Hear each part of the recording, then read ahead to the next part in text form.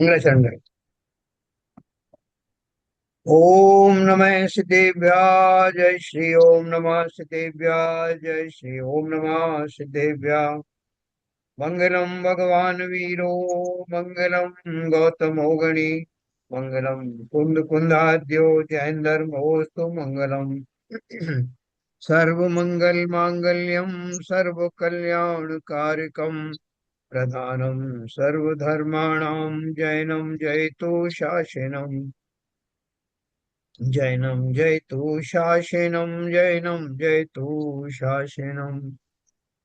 मोक्षमार्गस्य नेतारं भेतारं कर्मभूरताम् ज्ञातारं विश्वतत्त्वानां वन्दे तद्गुणलब्धये। तत्वार सूत्र नाम का ग्रंथ हम लोग पढ़ रहे हैं, जिसमें अभी हम मति ज्ञान के वेदों के बारे में हमने थोड़ा विस्तार से जाना। और मति ज्ञान के होने में जो क्रम पड़ता है, कैसे हम क्रम क्रम बहुत सारी स्टेप्स में वो बात हमारे जानने में आती है ना। जैसे जानने में आती है, ऐसे सुनने के लिए भी आपको पता होगा कि कोई शब्द हमारे कानों में पड़ता है, उस व्यक्ति के जिह्वा से निकला हुआ शब्द हम जहाँ बैठे हैं हमारे श्रोत इंद्रिय कर्ण इंद्रिय तक पहुंचना, वहां उसका उपयोग का लगना, मस्तिष्क में उस संबंधी विचार का उपजना, और फिर उसका जानना, ये अपन सब पढ़ेंगे अभी शुद्ध ज्ञान के संदर्भ। तो बात ये चल रही थी कि मति ज्ञान की जो स्टेप्स थी वो अपन ने पढ़ी।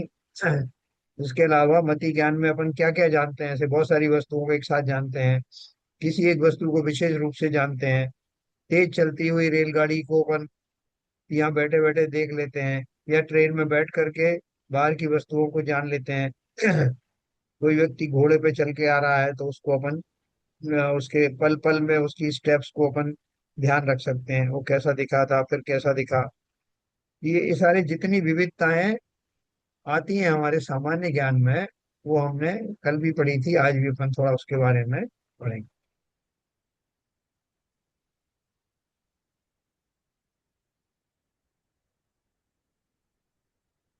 हम्म।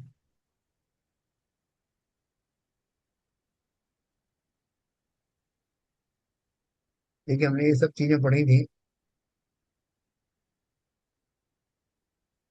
बहु बहु विधि क्षिप्राणि श्रुतानुक्त ध्रुवाणाम सेतराणाम। बहु बहु प्रकार जल्दी, अनिश्रत, अनुक्त, ध्रुव, उनसे उल्टे भेदों से युक्त अर्थात एक एक विध, अक्षिप्र, निश्रत, उक्त और अध्रुव, इस प्रकार 12 प्रकार के पदार्थों का अवग्रह इत्यादि रूप ज्ञान होता है ना। ये 12 प्रकार की जो है वो सामग्रियां होती हैं, यानी 12 प्रकार के कॉम्बिनेशंस हो सकते हैं, जिनके बारे में हम अपने ज्ञान के द्वारा जानते हैं, अपने मति ज्ञान के द्वारा जानते हैं।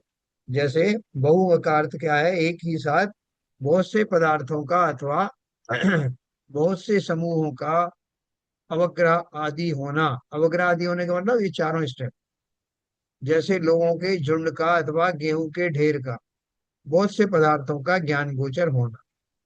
फिर एक में आया है अल्प अथवा एक पदार्थ का ज्ञान होना, जैसे एक मनुष्य का अथवा पानी के प्याले का, अर्थात थोड़े पदार्थों का ज्ञान गोचर होना, है ना।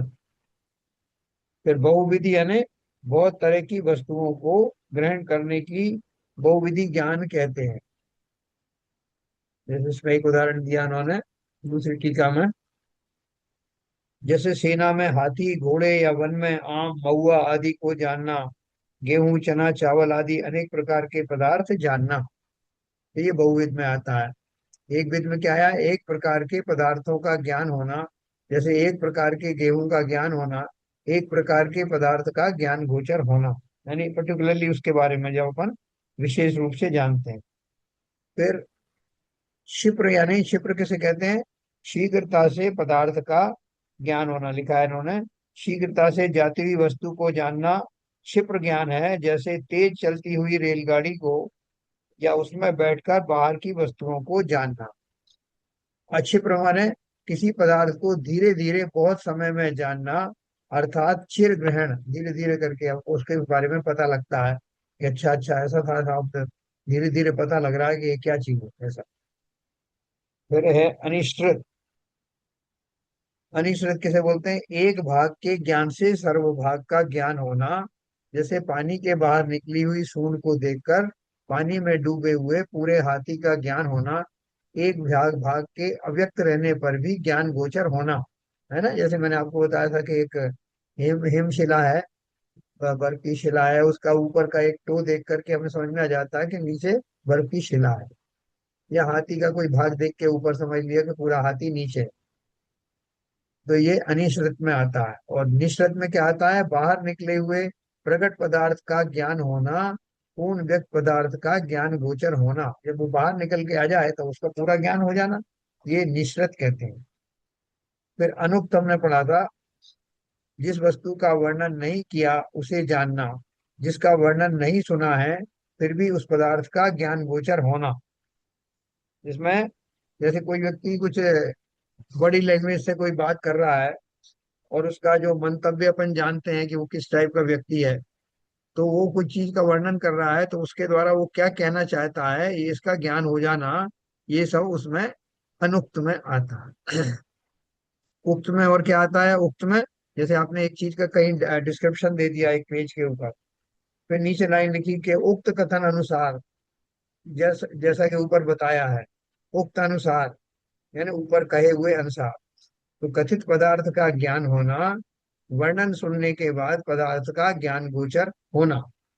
ठीक है ना, ये उक्त में आता है। फिर ध्रुव अपन ने पढ़ा, बहुत समय तक ज्ञान जैसा कि तैसा बना रहना, अर्थात दृढ़ता वाला ज्ञान।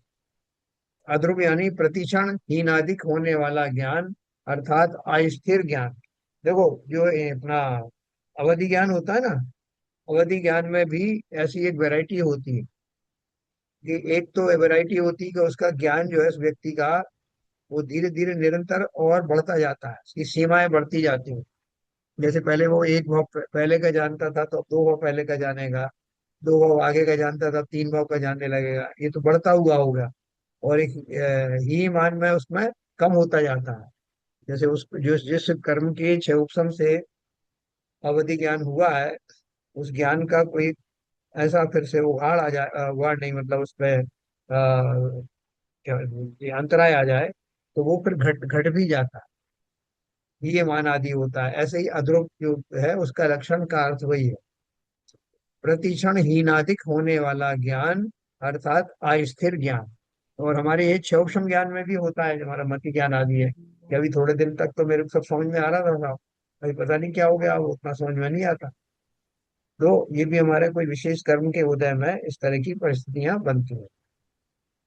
इसलिए कहा जाता है कि अभी आपका जो कुछ ज्ञान चल रहा है उसका भरपूर लाभ लेना। क्या पता कब हमारी ज्ञानेंद्रियां जो हैं वो अक्षम हो जाएं। बहुत सारे लोग ऐसे हैं जिन्होंने पूर्व में किसी अच्छे विद्वान के साथ में जो है पढ़ाई वढ़ाई की, उनके साथ में रह करके अध्ययन किया, और उसके बाद में वो अचानक से भटक गए। तो उनका वो ज्ञान जो उस टाइम अर्जित किया था वो वहीं का उतना ही रह जाता, उससे आगे बढ़ता नहीं। वो कालांतर में उसको में हराश भी हो सकता। इसलिए जैसे हमें कहीं भोजन मिल रहा है तो अपन क्या करते हैं, यात्रा पे जा रहे हैं, अपन बोले भैया अभी भोजन कर लो, पता नहीं आगे मिलेगा कि नहीं मिलेगा, जितनी भूख है उतना कर लो। तो ठीक उसी प्रकार से इस पर्याय में आपको लग रहा है कि इतना मेरे अभी समझ में आ रहा है, ऐसा मुझे संयोग मिल रहा है, कई देशनाएं मिल रही हैं, तो उसका भरपूर लाभ लेना। आज कर लिया सो कर लिया, क्या पता कल का दिन कैसा जाए, दे देश ना मिले ना मिले, फिर मैं इसको सुनने के योग्य हूं कि नहीं हूं, यह समझ में आए या ना आए। इसलिए बहुत सतर्कता से अपना काम बना लेना। यह सब भेद सम्यक मति ज्ञान के हैं। जिसे सम्यक ज्ञान हो जाता है वह जानता है कि आत्मा वास्तव में अपने ज्ञान की पर्यायों को जानता है, और पर तो उस ज्ञान का निमित्त मात्र है। कौन जानता है? आत्मा ही जानता है अपने ज्ञान की पर्यायों। ज्ञान की पर्यायों से अर्थ क्या है? कल मैंने आपको बताया था, जैसे कि एक दर्पण है, दर्पण के सामने एक मयूर आके बैठा, तो मयूर का पूरा आकार प्रकार उस दर्पण में झलकता है, और दर्पण को अपनी पर्याय देखकर मालूम पड़ता है कि मेरे इतने इतने स्थान में इतने आकार वाला कोई कोई वस्तु आकर के विराजित हो गई है। तो अपने उस आकार प्रकार से वो जान लेता है कि ये वस्तु मयूर है। वो मयूर को देखने की जरूरत नहीं है उसको, उसको अपनी पर्याय का ही ज्ञान होता है। ठीक उसी प्रकार से आत्मा भी अपने ज्ञान की स्वच्छता में बनने वाले गेयों के आकार आदि के द्वारा वस्तुओं को का ज्ञान करता है। वस्तुएं उसे ज्ञान नहीं कराती है। तो क्या लिखा उन्होंने? पर को जाना ऐसा कहना तो व्यवहार है। यदि परमार्थ दृष्टि से कहा जाए कि आत्मा पर को जानता है, सो मिथ्या है। क्योंकि ऐसा होने पर आत्मा और पर, यानी ज्ञान और ये दोनों एक हो जाएंगे, क्योंकि जिसका जो होता है वह वही होता है ना। कल मैंने आपको घड़े का उदाहरण दिया था ना, कि जो मिट्टी है वही घड़ा है, घड़ा है वही मिट्टी है, क्योंकि मिट्टी ही घड़ा बनी है, और घड़ा टूटने पर फिर मिट्टी बन जाएगा।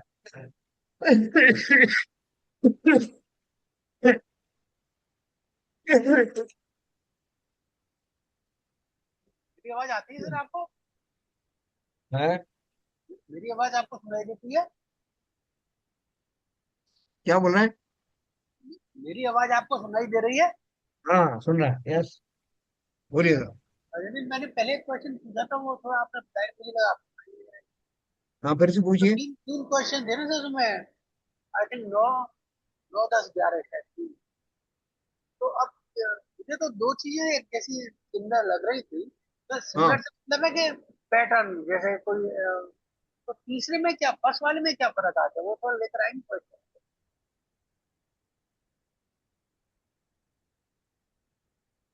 ये वाला 9 10 11। हाँ, 10 10 11 12। 10 में लिखा है, कथित पदार्थ का ज्ञान होना, वर्णन सुनने के बाद पदार्थ का ज्ञान गोचर होना। जैसे कोई वक्ता है, वक्ता ने आपको बताया कि साहब ऐसा है, एक समुद्र होता है, एक बहुत बड़ा जलाशय होता है। उसका वर्णन किया, उसमें लहरें आती रहती हैं और उसका अथाह होता है, ये सब होने के बाद में वो बोलता जा रहा है, और मैं अपनी कल्पना में उस समुद्र का चित्र बनाता जा रहा हूं। तो मुझे उसका ज्ञान हो गया, मतलब जिस वस्तु का वर्णन किया वो मेरी समझ में आ गया, ये उक्त कहलाता है। दूसरा है ध्रुव। जो आपको ज्ञान, जैसे आज आपको ज्ञान हुआ आत्मा के बारे में, और वो आप 10 साल बाद आपसे पूछे कोई कि साहब आप आत्मा के बारे में क्या जानते हैं, तो आप तुरंत बता दोगे जो आपने पढ़ा है, क्योंकि आपका मेमोरी में वो स्थिर हो गया है। इसे ध्रुव कहते हैं। लेकिन अगर आप उसको भूल गए, वो आपका वैसा का वैसा नहीं रहा, आप पढ़ा तो था मगर कुछ ठीक से ध्यान नहीं है, तो वो अध्रुव की श्रेणी में आ जाए। ध्रुव जो है पहले याद था, और बाद में विद टाइम वो थोड़ा सा उसको कंफ्यूजन हो गया। हाँ, बराबर। और ध्रुव में जो है उसको पता है। तो ध्रुव में वैसे बना रहता है वैसे। पहला पहला वाला क्या था सर, 10 नंबर? 10वां नंबर का, 10वें नंबर में कि जो वर्णन किया है किसी चीज का, उसके बारे में जान लेना, समझ लेना कि ये वर्णन किसका जो किया जा रहा है वो क्या है। ठीक है ना? कोई आपको एक मंदिर का आपको वर्णन कर रहा है कोई, कि आप गोलाकोट जाओ साहब, वहां पर आपको ऐसी ऐसी मूर्तियां दिखाई देंगी, वो बीच में इतनी बड़ी मूर्ति है प्राचीन, साइड में ऐसी ऐसी खड़ी खड़गासन मूर्तियां हैं, तो आप उसकी कल्पना करोगे ना दिमाग में। तो वो जो उसने जो वर्णन किया उसके आधार पर आपने जो उसका चित्र अपने अंदर बनाया, वो उक्त कहलाता है। किसी ने कहा, उसका उसका आपने निर्णय लिया, वैसा उसको समझ लिया। हर बार में जो प्रॉपर्टी मिलेगी तो वो तो जो हुआ है डिस्क्रिप्शन, इससे आप जानकारी दे रहे हैं। हाँ, बस वही है ना, वो जो वर्णन करेगा, बहुत सारे लोगों को सुनने के बाद भी समझ में नहीं आता ना कि आप क्या कह रहे हैं। लेकिन अगर आपको समझ में आ गया किसी के कथन, तो वो उक्त में आएगा। कथित पदार्थ का ज्ञान होना मतलब जो कहा गया है उसको समझ में आ जाना। बहुत सारे लोग तो जो वर्णन नहीं भी किया उसको भी समझ लेगा। जैसे उन्होंने कहा कि वो जो मंदिर है साहब, वो मंदिर में ऐसी ऐसी मूर्तियां विराजमान हैं और वहां लोग दर्शन करने आते हैं। तो दर्शन करने वालों का वर्णन नहीं किया, लेकिन आप उससे अंदाज लगा लिया कि आदमी, स्त्री पुरुष आते होंगे, बच्चे आते होंगे, खूब भीड़ होती होगी, लोग खड़े होकर दर्शन करते होंगे, ये सब आपने इमेजिन कर लिया। तो ये अनुक्त में आएगा। ठीक है सर, आगे बढ़े। तो ये अपन ने पढ़ा कि देखो, एक विशेष बात ये हमेशा ध्यान रखना दोनों चीज के बारे में, सभी इंद्रियों के बारे में क्या याद करना कि जो मैं सोचता हूं कि मैंने ये इस बस वस्तु का ज्ञान किया, तो वस्तु को देखने से डायरेक्ट ज्ञान नहीं हुआ।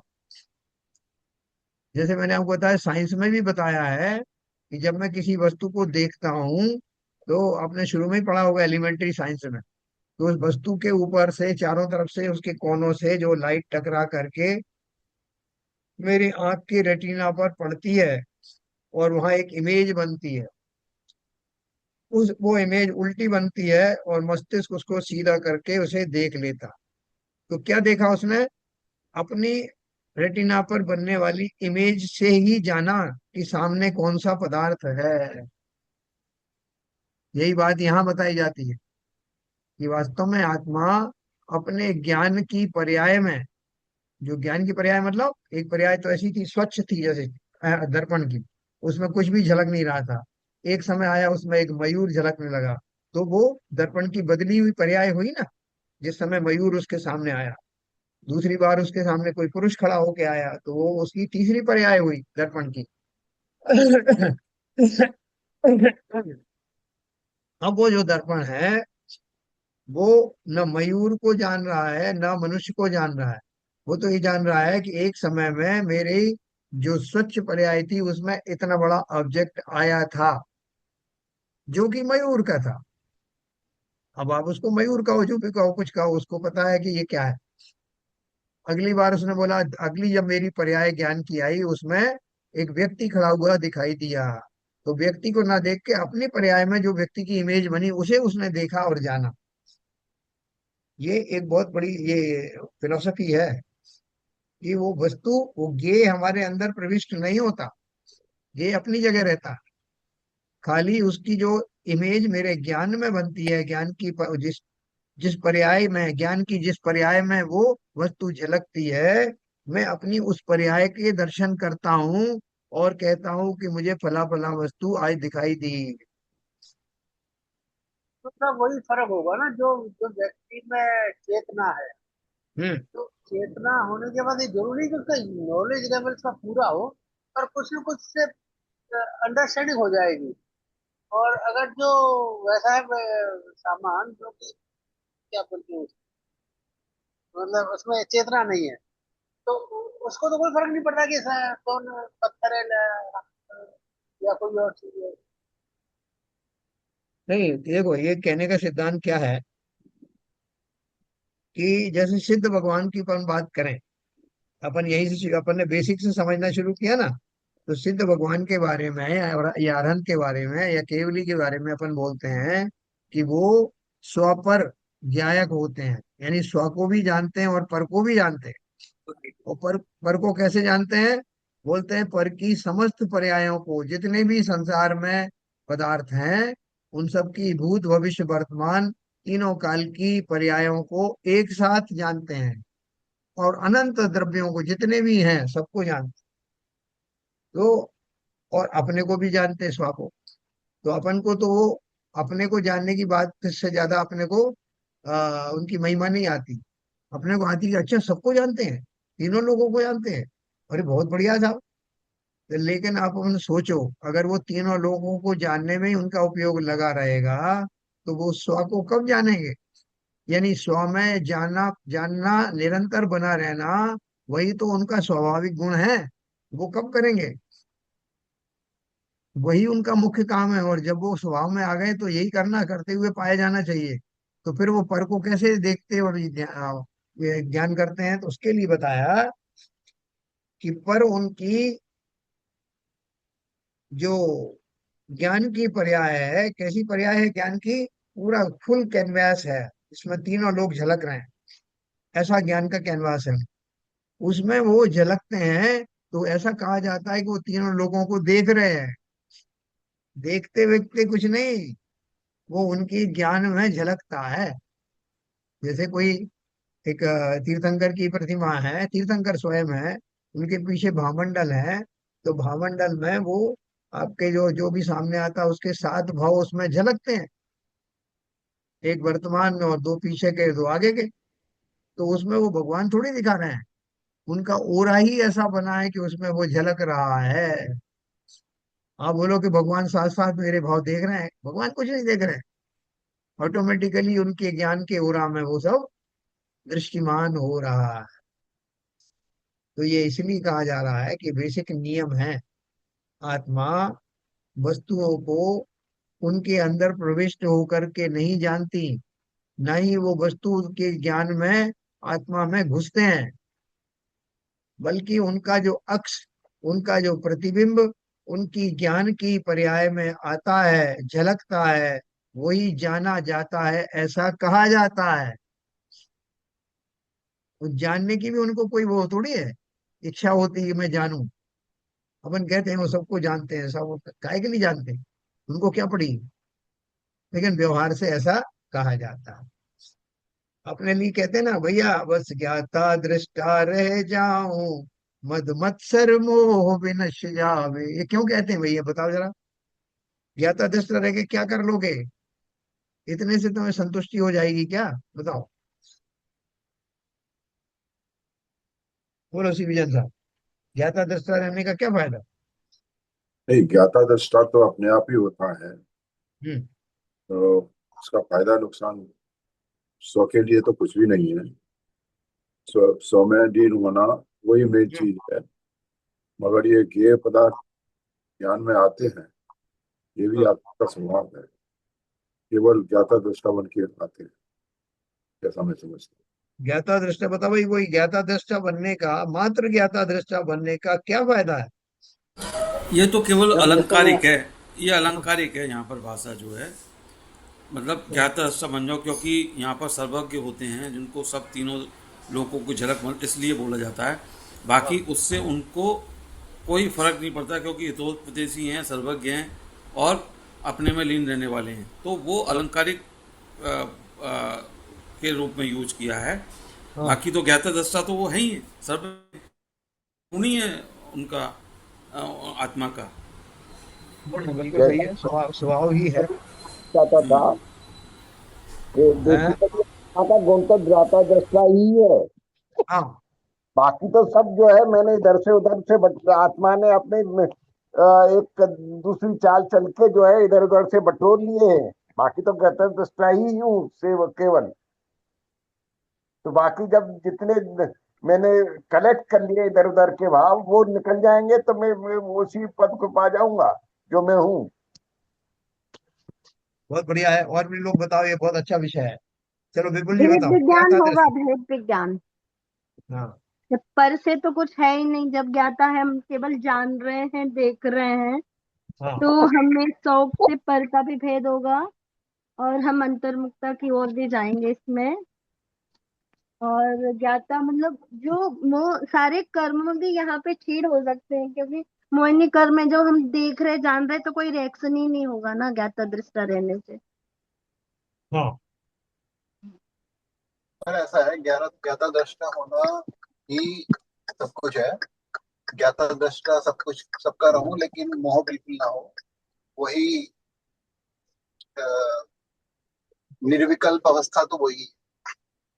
तो हमें सिद्धों को तो होता ही है, अरिहंत को होता ही है, लेकिन सभी जीवों को उसके ही लिए ही प्रयास करना है।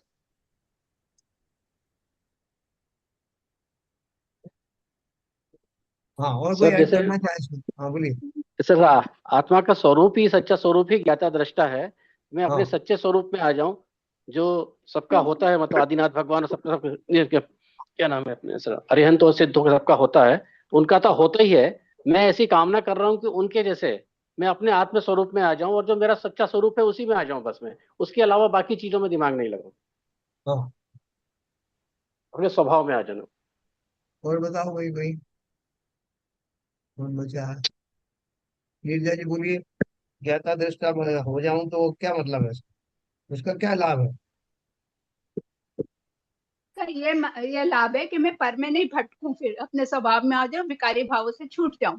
केवल देखना और जानना मेरे जो चेतना का गुण है, वही मैं चेतना के अपने स्वभाव में अब वापस लौट आऊं, जिससे कि अपने कर्मों के बंधन से मुक्त हो जाऊं। बिल्कुल सही बात है ना? अभी कोई एक मनुष्य था या मनुष्यनी थी, उसको किसी ने श्राप दे दिया कि वो, जैसे विशल्या को श्राप दिया तो वो शिला बन गई, या किसी को श्राप दे दिया, ये मतलब श्राप की भाषा में बोल रहा हूँ खाली अब दृष्टांत के तौर पर। या किसी को किसी ने वो एक पशु बना दिया, तिरंज बना दिया, तो वो छटपटा रहा है, उसको मालूम है कि मैं तिरंज पर्याय में पहुंच गया हूँ जबकि मैं तिरंज हूं नहीं। तो वो क्या कोशिश करेगा कि जल्दी से जल्दी अपने ओरिजिनल स्वरूप में आ जाए। तो ओरिजिनल स्वरूप कैसे पहचानोगे? भाई वो मनुष्य था तो मनुष्यता के लक्षण उसमें दिखाई देने लगे, मनुष्य बन जाए, मनुष्य जैसे लक्षण दिखाई देने लगे तो मैं मान जाऊंगा। ठीक उसी प्रकार से आत्मा का, जैसे आप सबने कहा, आत्मा का स्वभाव ही ज्ञान और दर्शन है, ज्ञान और चेतना है। तो जब अपने स्वभाव में, और मोह आदि जो है उसके स्वभाव नहीं है, राग मोह आदि वगैरह उसके स्वभाव नहीं है। तो जब वो अपने स्वभाव में आ जाएगा तो वही तो करेगा जो स्वभाव का ओरिजिनल गुण है। जैसे हमारी जो चार पांच इंद्रियों में से चार इंद्रियां कैसी हैं कि वो ओपन रहती हैं। नाक के सामने कोई भी चीज आकर के टकराएगी तो उसकी खुशबू आएगी, कान में कुछ भी शब्द पड़ेगा तो उसकी ध्वनि सुनाएगी। आंख में जरूर हम पलक से थोड़ा ढक सकते हैं कि फिर भी दिखाई देता है।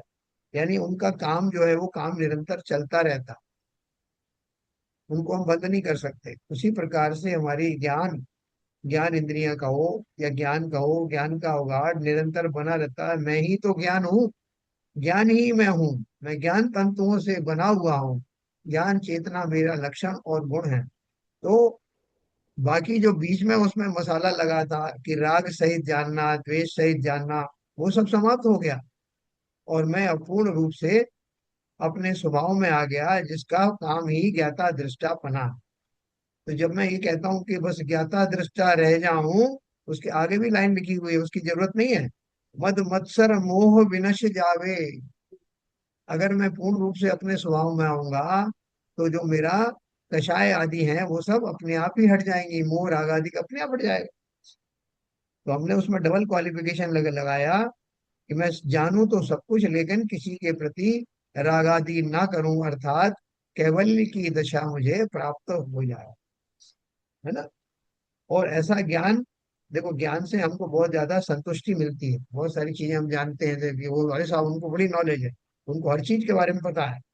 तो जिसके बारे में कहा जा रहा है उसका हमें बहुत महिमा आती है, और जो जानता है वो खुद खुद भी बहुत प्रसन्न रहता है कि मुझे पहले इतना ही नॉलेज थी, अब इतनी नॉलेज हो गई, इतना ज्ञान हो गया। तो न केवल ज्ञान होने की प्रसन्नता, बल्कि उस ज्ञान के साथ किसी प्रकार का अभिमान आदि का ना जुड़ना, किसी तरह के राग द्वेष आदि का ना जुड़ना, और प्योर ज्ञान होना, इससे बड़ा और कोई सुखद वस्तु हो नहीं सकती। संपूर्ण सुख यही है, बस ज्ञाता दृष्टा रह जाऊं, मद मत्सर मोह विनश जावे, है ना? चिर रक्षक धर्म हमारा हो धर्म हमारा चिर साथी। जग में न हमारा कोई था, हम भी न रहे जग के साथ। हैं? ये बात कहने में आपको अटपटा नहीं लगता कि जैसे मैं दुनिया से नाता तोड़ रहा हूँ? जग में ना हमारा कोई था, हम भी न रहे जग के साथी। अरे इतने दिन तक लोगों ने मुझे संभाला, माताओं ने जन्म दिया, पिता ने दुलारा, और सब मित्रों ने और रिश्तेदारों ने भी बहुत मुझे संभल दिया। उन सबको एक झटके में छोड़ के मैं कहना चाहता हूँ कि बस कि जग में ना हमारा कोई था, हम भी न रहे जग के साथी। ये कहना सही है क्या? बताओ भाई।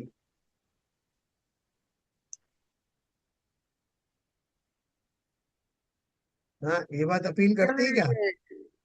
इसमें वैसे तो फैक्ट तो गृहस्थी के हिसाब से तो ठीक नहीं है ये बात। हाँ गृहस्थ जैसे हम जैसे गृहस्थों के लिए या हाँ। कॉमन जैसे लोगों के लिए, लेकिन प्रैक्टिकली जो कि हमको अपना जो जो ये है क्या बोलते हैं, आपस में मतलब एक दूसरे को जब था ना, ये हमने परावर्तन है, कि वो शब्द मेरे को याद नहीं आ रहा है एक्चुअली, मतलब मैं उसको अपनापन जान रहा हूँ एक्चुअली। हाँ, जो जो मतलब ये जो जो स्वार्थीपना हो जाएगा ऐसा।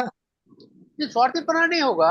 तो उसमें हम्म, क्या है कि वो अपना डेवलपमेंट कराए, जो जो वो एक दो लोग है ना, शुरू में से सुना था वो शब्द याद नहीं आ रहा। तो आप उससे डिटैच हैं एक्चुअली, आप तो डिटैच हैं, आप इंडिपेंडेंट है, किसी से आपका वो नहीं, अपनापन नहीं कि मेरा भाई है, मेरा पति है, ये वो कुछ नहीं, उससे कोई मतलब है एक्चुअली। हाँ। आप इंडिपेंडेंट इंडिपेंडेंट है अपने अपने उसके लिए, और अपने लिए कुछ कर भी नहीं रहे हैं। ऐसा नहीं कि आप अपनी प्रस्तावित कर रहे हैं कुछ चीजों को और बनवा रहे हैं अपनी आनंद के लिए, वो सब भी नहीं है। देखो, अपने कहीं कहीं पे एक पंगत हो रही है, शादी की हो रही है, कोई धार्मिक आयोजन हो रहा है, उसमें परोसगारी हो रही है, और लोगों ने आपसे भी कहा कि स्वाद इतने सारे लोग बैठे हैं, आप भी इनको परोसगारी में भाग लें। तो आप पूर्ण निष्ठा के साथ में जो जो भोजन सामग्री है सबको परोस परोस के जा रहे हैं, मुस्कुरा के उनका अभिवादन कर रहे हैं, उनसे बोल रहे हैं कि साहब और लाऊं क्या, और कैसा लगा, आप बताइए साहब, कुछ और चाहिए तो। और बहुत प्रसन्नता के साथ, बहुत आत्मीयता के साथ। तो आपकी कोई रिश्तेदारी है क्या उनसे? नहीं, रिश्तेदार नहीं, वो तो जिसके पास हम आमंत्रित होकर गए उससे हाँ हमारा कनेक्शन है एक्चुअली। या हो सकता है वहां भी हमारे कुछ मित्र या रिश्तेदार आए हो, तो एक वो हाँ। लिंकेज तो है ही। क्योंकि मतलब क्या है कि आपको, आप उनकी सेवा भी कर रहे हो, उसमें आपको अच्छा भी लग रहा है, लेकिन आपकी उनसे कोई राग आदि नहीं हो रहे हैं जैसे कि अपने रिश्तेदारों से होते हैं। होने नहीं चाहिए रागा देवी, पर हो जाते हैं। हाँ, बराबर है, बराबर है। ठीक, आपने बहुत सही पकड़ा। यही भाव जीवन में धारण करना है। प्राणी मात्र से प्रेम तो होवे प्रेम परस्पर, जग में मोह दूर ही रहा करे। इसे कहते हैं कि प्रेम तो है लेकिन मोह नहीं। तो ये जो स्थिति है, इस स्थिति को लाने में कितने कितने भाव निकल जाते हैं। और उसके ऊपर की फिर स्टेज है वो, कि बस क्या था दृष्टा रह जाऊं, मद मत्सर मोह विनश जावे। और राग को तोड़ने के लिए वो कहा है कि जग में ना हमारा कोई था। हम कब कहते हैं कि जग में हमारा कोई नहीं था? जब किसी से अपना दिल टूट जाता, उसको हमने अपना सगा माना, उसने कोई दगा दे दिया, एक्सपेक्टेशन पे खरा नहीं उतरा, तो हम बोलते रहे भैया कोई किसी का नहीं है। हाँ, बाप बुलाना भैया सबसे बड़ा रुपया। ये सब बातें अपन कब करते हैं? जब कोई हमारे विश्वास को तोड़ देता।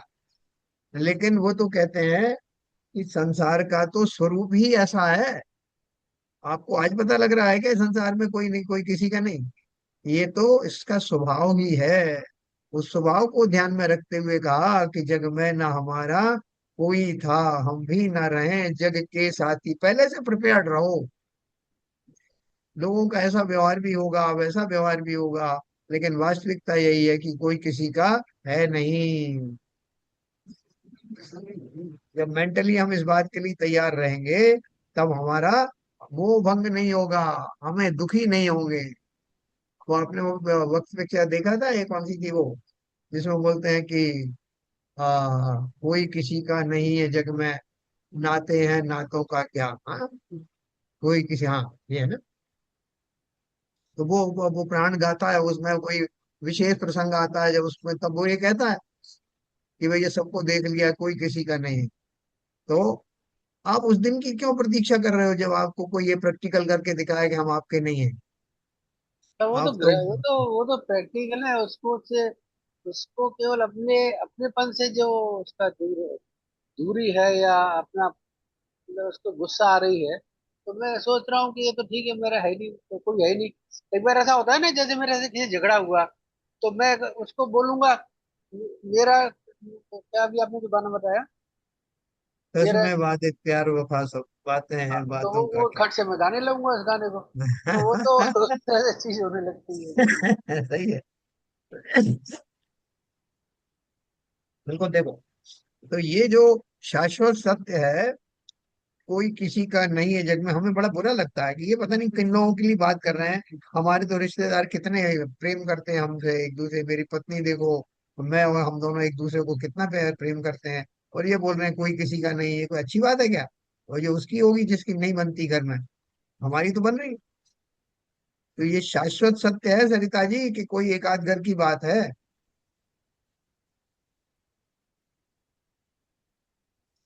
बोलो सरिता जी।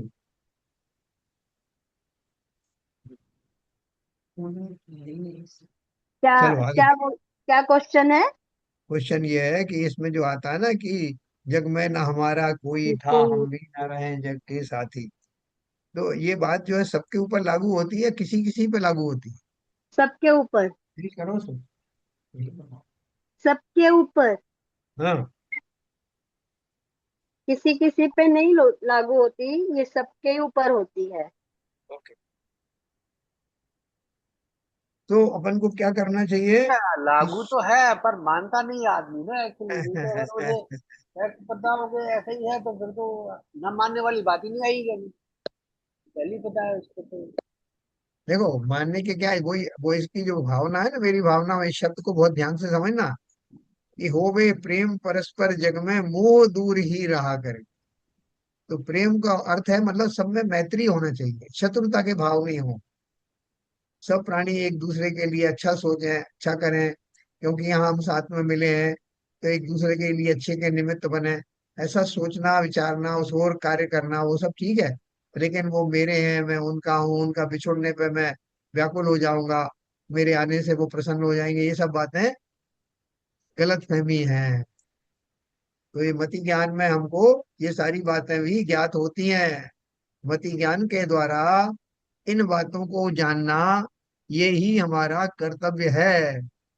मति ज्ञान का सार्थक होना इस बात पर निर्भर करता है कि मति ज्ञान के द्वारा हमने उसे जाना जो हमें जानना चाहिए। देखो, हमने यहाँ तक ही पढ़ा।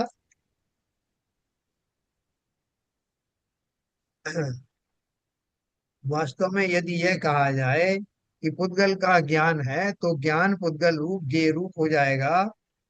इसलिए यह समझना चाहिए कि निमित्त संबंधी अपने ज्ञान की पर्याय को आत्मा जानता है ना? ज्ञान किसको जानता है? जो भी उसका जो पदार्थ उसके सामने झलक रहा है, या जिस तरह का वर्णन उसके सामने लाया गया है, वो वर्णन को सुन करके जो उसके ज्ञान की पर्याय में जो कुछ बना, कि साहब आप जो कुछ कह रहे थे उससे मैं ये समझ पाया, मैं बोलते हैं ना, इसका अर्थ क्या है कि वो शब्द आपके अंदर घुसे नहीं। वो शब्द तो आपके सतही तौर पर उस मति ज्ञान के मैकेनिज्म में घुसे। ज्ञान आंख आदि है, कान आदि है, वो सब उसके मैकेनिज्म के पार्ट हैं। लेकिन उन सब के माध्यम से जानने वाला ज्ञानधारी तो मैं ही हूँ। स्टेथोस्कोप से डॉक्टर देखता है एक मरीज को, तो जिस मरीज को देख रहा है उसके शरीर का तापमान बढ़ा हुआ है। उस तापमान का ज्ञान का किसने लिया संज्ञान? उस स्टेथोस्कोप की प्रोब ने। और वहां से उस टेम्परेचर को या उसकी धड़कन को सुन करके उसको ज्ञान हुआ, ज्ञात हुआ, किसको? स्टेथोस्कोप को नहीं। स्टेथोस्कोप को एक माध्यम था, उससे उस डॉक्टर के कान में वो वाइब्रेशंस की आवाज आई। उसने अपनी बुद्धिमानी से उसको जाना कि इस तरह के वाइब्रेशन आ रहे हैं, इसका मतलब कहाँ कहाँ किस अंग में क्या प्रॉब्लम। तो उसने, उसके कानों ने भी नहीं जाना। जाना किसने? उस डॉक्टर के आत्मिक ज्ञान ने जाना, क्योंकि ज्ञान का स्रोत तो आत्मा ही है। और तब उसने पता लगाया कि इसको ये प्रॉब्लम है। तो उसने डायरेक्ट उस वस्तु को नहीं जाना, बल्कि उसके द्वारा होने वाले लक्षणों को और बाया बाया करके उसने उसको ज्ञान से अपनी पर्याय को जाना कि मेरे कान में ऐसे वाइब्रेशन हो रहे हैं, ऐसा आ रहा है, और इसके परिणाम स्वरूप मेरे मस्तिष्क में ऐसा मैसेज जा रहा है, तो सब बाया बाया हो रहा है। तो आत्मा ने क्या जाना? वो सब वाया वाया के माध्यम से उसके आत्मा में क्या विचार बना, उसको वो जानता है ना? आगे भी अपन इस बारे में चर्चा करेंगे। फिर एक प्रश्न आया है, अनुक्त विषय श्रोत्र ज्ञान का विषय कैसे संभव है। जैसे मैंने बताया कि किसी ने कुछ कहा भी नहीं, जिस वस्तु के बारे में आपको पूरा बताया नहीं और आप उसको जान गए, तो वो कैसे जान जाता। उन्होंने उत्तर दिया, श्रोत्र ज्ञान से, श्रोत्र ज्ञान में अनुक्त का अर्थ ईषत यानी थोड़ा अनुक्त करना चाहिए, और उक्त का अर्थ विस्तार से लक्षणादि के द्वारा वर्णन किया है ऐसा करना चाहिए, जिससे नाम मात्र के सुनते ही जीव को विशद विस्तार ज्ञान हो जाए, तो उस जीव को अनुक्त ज्ञान ही हुआ है ऐसा कहना चाहिए। इसी प्रकार अन्य इंद्रियों के द्वारा अनुक्त का ज्ञान होता है ऐसा समझना चाहिए। क्या बताया उन्होंने, जैसे मैंने आपको बताया कि कोई वक्ता है, वो आपको बहुत सारी बातें बता रहा है। उसने बताया कि साहब हम लोग, और बातों का बहुत विस्तार से वर्णन किया कि हम साहब वहाँ पिकनिक पे गए, और पिकनिक में हमने ये जगह देखी, वो जगह देखी, फलाना जगह देखा, ऐसे रेस्टोरेंट में भोजन किया, भोजन सामग्री में क्या क्या बना था, कितने लोग शामिल हुए, और उस किस किस भोजन की क्या विशेषता थी, ये सब विस्तार से बताया। साथ में उसने ये भी बताया, हमने वो सारा भोजन ले जा करके और समुद्र के किनारे टेबल रखी थी, वहां जा करके खाया।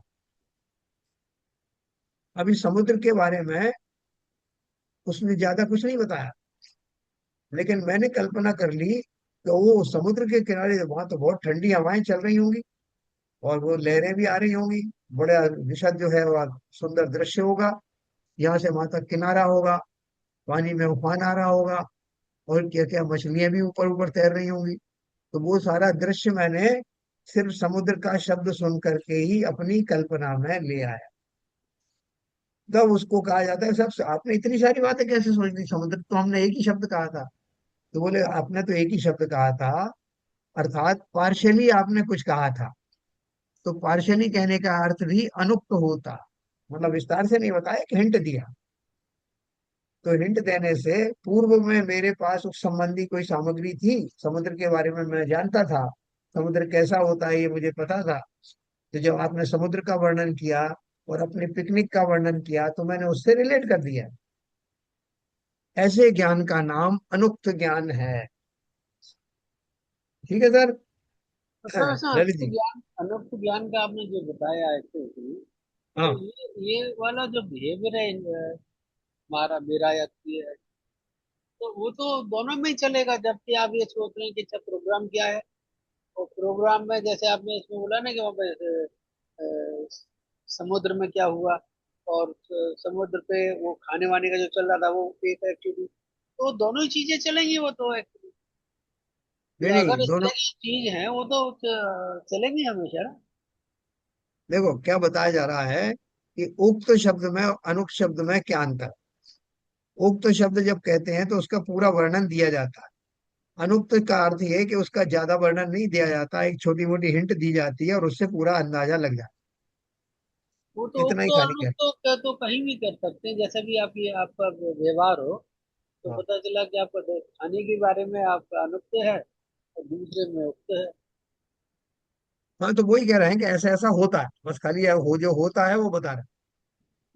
फिर एक प्रश्न है, नेत्र ज्ञान में उक्त विषय कैसे संभव है। ये तो किस इंद्रिय का बताया, श्रोत्र ज्ञान में, ये कान से सुनने में वो वर्णन को कैसे वो एलेबोरेट कर लेता है।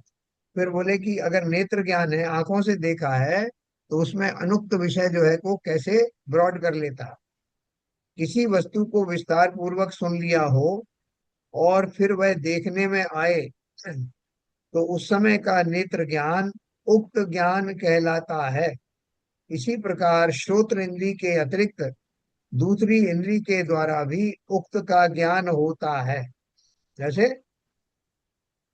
आपको क्या पहले बताया गया कि भाई साहब हाथी जो है ना, ऐसा होता है, उसकी सूंड ऐसी होती है, अरे इतना मोटा होता है, इसकी इतनी हाइट होती है, उसकी खाल ऐसी होती है, इसका रंग ऐसा होता है, ये आपको वर्णन किया, आपके कानों से आपने सुना और उसकी एक इमेज बना ली। उसके बाद प्रत्यक्ष हाथी के दर्शन हुए, तो आप बोले अरे बिल्कुल साहब जैसा सुना था वैसा ही है ये। या किसी व्यक्ति के बारे में आपने वर्णन किया, बहुत ज्ञानी व्यक्ति हैं, बहुत नम्र हृदय हैं, और देखने में भी बहुत सुशील और विनयवान लगते हैं, उनका वर्णन सुनने के बाद वो सामने आ ही गए, देखो साहब आ गए वो जिनकी वर्णन कर रहे थे।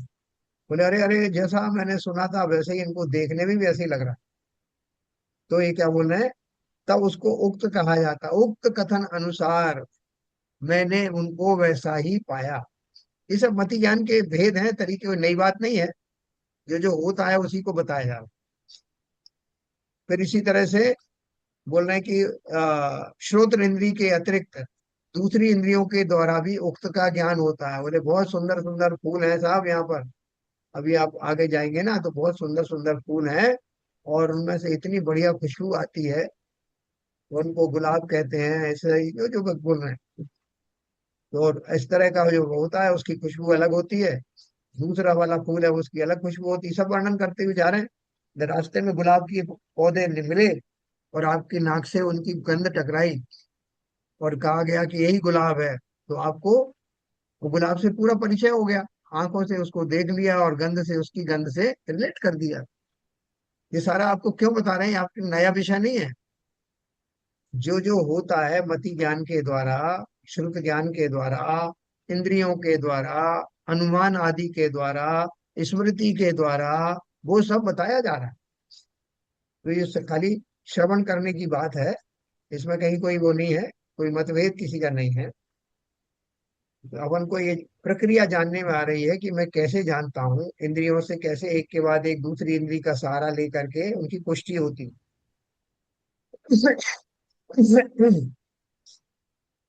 फिर एक प्रश्न आया, अनुक्त का ज्ञान पांच इंद्रियों के द्वारा कैसे होता। अब उन्होंने पूरा पांचों इंद्रियों को उसमें समेट लिया। उत्तर दिया, श्रोत्र इंद्री के अतिरिक्त चार इंद्रियों के द्वारा होने वाला ज्ञान सदा अनुक्त होता है। क्यों होता है अनुक्त? जब ओपन बोलते हैं उक्त कथन अनुसार, उक्त माने कहा गया, ऊपर कहा गया, ये जैसा भी कहा गया, उक्ति के अनुसार, कहावत के अनुसार। तो ये कहावत, यो कहना, ये सब कहाँ से उपजता है? जो आपके जिह्वा इंद्री से निकलता है ना, और वो सुना किससे जाता है? कान से सुना जाता है। तो बोले उसके अतिरिक्त और जो इंद्रियों के द्वारा जो ग्रहण होता है वो अनुक्त होता है। ये कॉम्बिनेशन किसका चलता है? कहा सुनी का कॉम्बिनेशन है। आज हमारे बीच में बहुत कहा सुनी हुई, मतलब किसी ने कहा और आपने सुना। तो ये जो कथन होगा उसको उक्त कहा जाएगा, उक्त कथन के अनुसार, उक्त चर्चा के अनुसार। लेकिन ये दो इंद्रियों के अतिरिक्त जो और इंद्रियां हैं, उन इंद्रियों के द्वारा उस विषय वस्तु का ग्रहण अनुक्त कहा जाए। तो उक्त जब भी कहा जाएगा, कहा सुनी का ही रूप में कहा जाएगा, जिह्वा से कहा और कान से सुना। उसके अलावा नाक के द्वारा, आंखों के द्वारा, स्पर्शन इंद्री के द्वारा जो विषय ग्रहण किए जाते हैं वो उक्त नहीं होते, वो अनुक्त ही होते हैं। है ना? आपने जो कहा मैंने आंखों से देखा, आंखों से देखा तो वो अनुक्त है। मैंने उस वस्तु को अपने स्पर्शन इंद्री के द्वारा टटोल के देखा। आपने कहा साहब वहां आप जाओ जरा देखो, आप कितने कड़क बिस्तर है, आप उसमें बैठ नहीं सकते एक बनी पत्थर जैसे। तो ये मैंने मुंह से कहा और आपने कान से सुना, लेकिन आप उसके ऊपर बैठे, स्पर्शन इंद्री से आपने टच किया, तो आपको उसका आवाज हुआ। ये जो आवाज है वो अनुक्त टाइप का है। सुनने के लिए तो अपनी स्पर्शन इंद्री काम में नहीं, नहीं ऐसा। तो श्रोत्र इंद्री के अतिरिक्त चार इंद्रियों के द्वारा होने वाला ज्ञान सदा अनुक्त होता है। और श्रोत्र इंद्री के द्वारा अनुक्त का ज्ञान कैसे होता है, सो इसका स्पष्टीकरण पहले उत्तर में किया गया है। है ना? देखो ये खाली आपको डाइजेस्ट करने के लिए ये सब बातें कही जा रही हैं, ये सब आपकी नॉलेज में पहले से हैं, उन सब इसका प्रयोग करते हैं। तो इसमें ठीक है सब ना? अगर अगर व्यक्ति को आपने बताया, हाँ डिस्क्रिप्शन बता दिया उसको कि हाँ ललित ऐसा ऐसा चीज है, वहां पर ये हो रहा है, यहाँ पर हो रहा है, हाँ। तो मैंने देखा नहीं है उसको, तो वो क्या चीज, वो कौन सा स्थिति है? देखी नहीं है आपने, खाली सुनी है ना? हाँ बताइए। उसने जैसे मेरा मित्र मिला और हाँ उसने पूरा, वो कहीं गया हुआ था, उसने आके बताया कि ऐसा ऐसा हाँ मंदिर है, वहां पे पूजा की, हाँ हमने हो गया, ये तो वो जो डिस्क्रिप्शन उसने बताया अपने मित्र को, वो हाँ। किस श्रेणी में जाएगा? तो आप बताओ ना, अभी तो मैंने पढ़ा वही, वही तो चर्चा चल रही। वो उक्त में आएगा कि अनुक्त में आएगा? जी, पर उसमें आप जो बता रहे थे उसमें वो कुछ ये था कि आप उसको देख भी रहे हैं, पर इसमें देखने के बारे में बात नहीं हो रही है। नहीं वो नहीं, केवल देखने आपको की बात ही, इमेजिनेशन बता रहा है कि ऐसा ऐसा है वहां पर। देखने की बात ही नहीं करी। सबसे पहले जो इसका उक्त शब्द का अर्थ ही अपन ने ये बताया कि किसी वक्ता के द्वारा कहे हुए वस्तु के विवरण को उक्त कहते हैं। तो ये उक्त में आ गया सीधा सीधा। फिर एक शब्द, एक आया प्रश्न और है, अनिश्रित और अनुक्त पदार्थों के साथ श्रोत्र इत्यादि इंद्रियों का संयोग होता है, यह हमें दिखाई नहीं देता, इसलिए हम उस संयोग को स्वीकार नहीं कर सकते। अनिश्रित क्या था?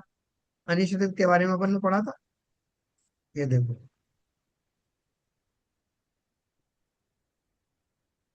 एक भाग के ज्ञान से सर्व भाग का ज्ञान होना। जैसे पानी के बाहर निकली हुई सूंड को देखकर पानी में डूबे हुए पूरे हाथी का ज्ञान होना। एक भाग के अव्यक्त रहने पर भी ज्ञान गोचर होना। तो उन्होंने एक प्रश्न पूछा है, ये अनिश्चित जो है, अनिश्चित के बारे में उन्होंने क्वेश्चन क्या पूछा?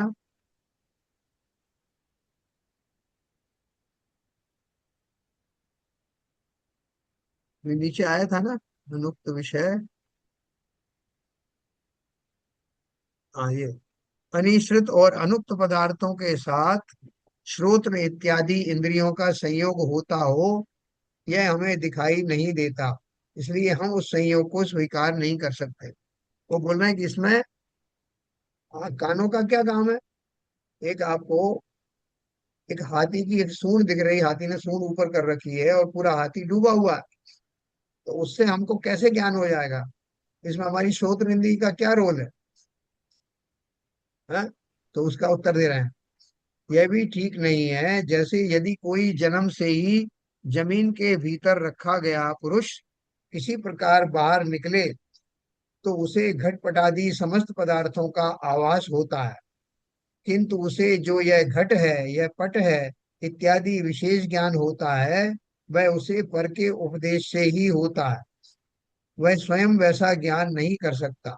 इसी प्रकार सूक्ष्म अवयवों के साथ जो इंद्रियों का भिड़ना होता है और उससे अवग्रहादि ज्ञान होता है, वह विशेष ज्ञान भी वीतराग के उपदेश से ही जाना जाता है।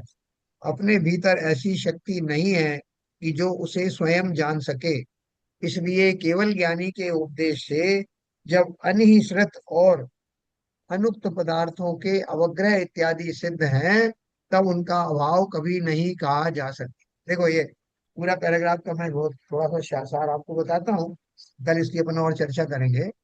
वो कह रहे हैं कि जैसे मैं मनुष्य हूँ, तो जितने भी मनुष्य हैं सबको आत्मा के बारे में जान लेना चाहिए, क्योंकि अभी आत्मा मेरे पास है ना। आपने हाथी का उदाहरण दिया कि सूंड बाहर निकली हो तो पूरा हाथी का ज्ञान हो जाता, तो मेरे पास भी आत्मा है जैसे फॉर एग्जाम्पल, और कहीं कहीं मैं सुनता भी रहता हूँ, तब भी मुझे तो ज्ञान हुआ ही नहीं।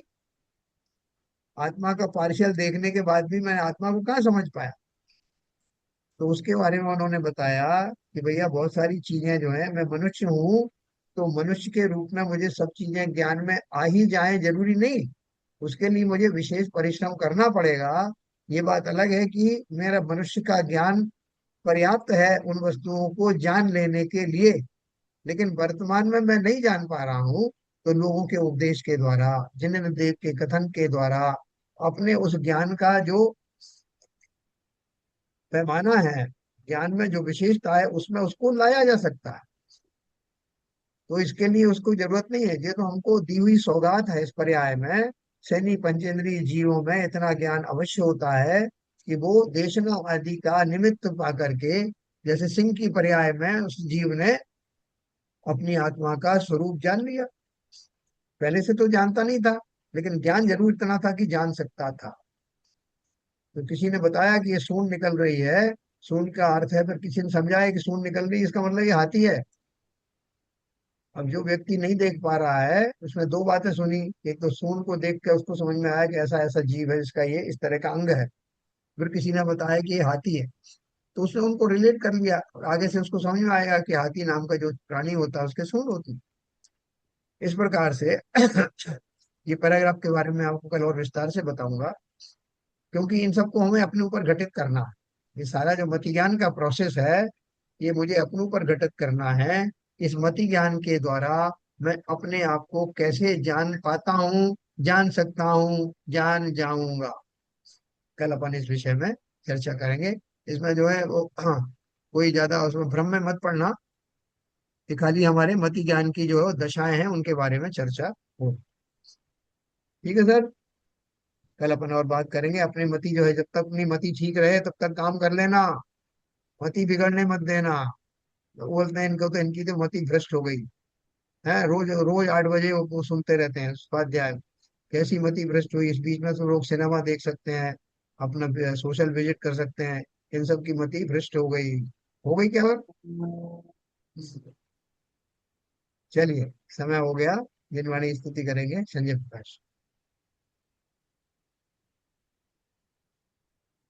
सिरि जिणवाणी जग कल्याणी, जग जन मत तम मोह हरि। जन मन हारी गण हरे हारी, जम जरा भवे रोगे हरि। तिथैराणं दिव्य चूर्णिं जो पढ़ै सुड़ै मैये धारै। नाणं सौख्य मणन्तं धरिये, सासद मोखे पदं पावै। सासद मोखे पदं पावै। जिनवाणी माता की जय। जय। प्यारे सर।